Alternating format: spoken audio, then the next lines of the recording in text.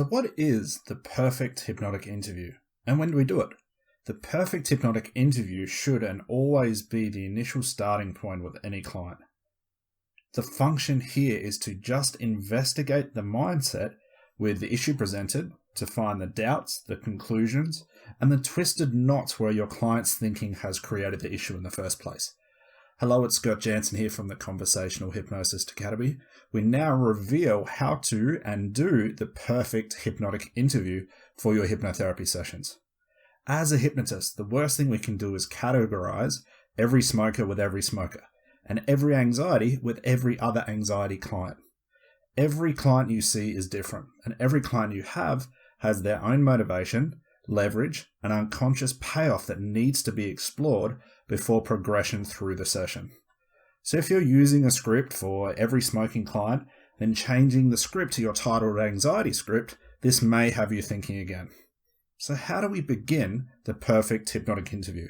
Well, the best place to start is to uncover the reason for it. During this phase of questioning a client or the hypnotic interview, we are trying to get at the real issue, to cut through all the excuses and find the want and need for change.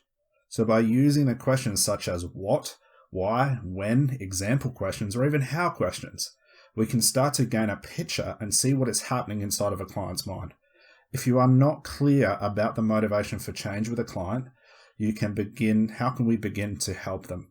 And we'll repeat this. If you are not clear about the motivation for a change for a client, how can we begin to help them?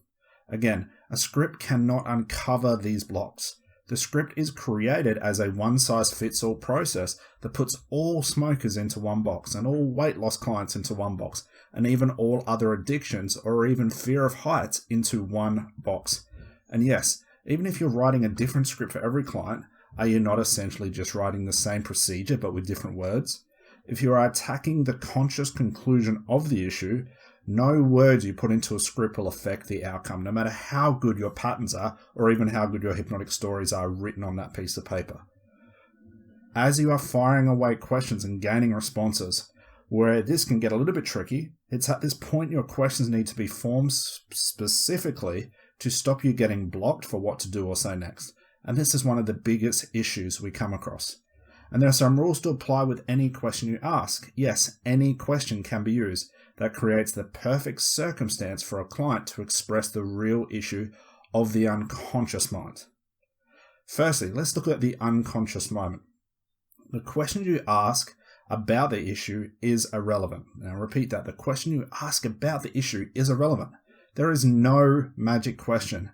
What there is, though, is unconscious moment.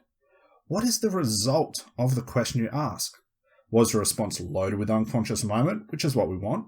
Or was it answered with no thought or emotion, which we don't need?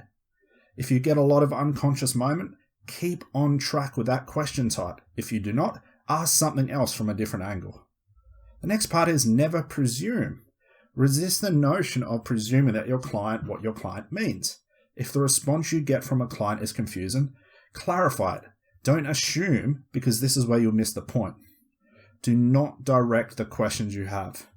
Meaning, do not try and point the questions in a certain direction, e.g., trying to solve the problem.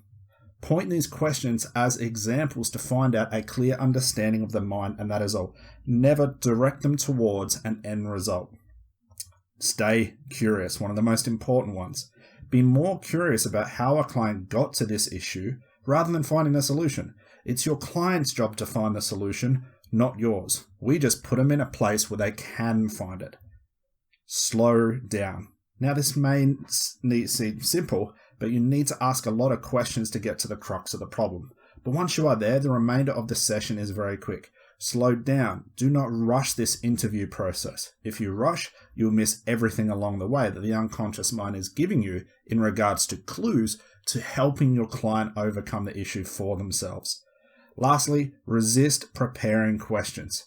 How could you know what to ask before you ask it? There is no magic question or order of question.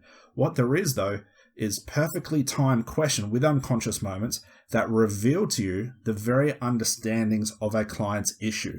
If you're working with conscious questions, you can expect to get conscious answers.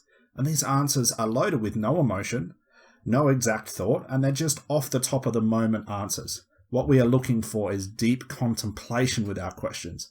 And during this deep contemplation, we're going to begin to see the unconscious moments that we can use. And these unconscious moments basically let us know that the client is in an unconscious state. And this is where we really need to pay attention for all the hidden clues and valuable gems that are about to come out.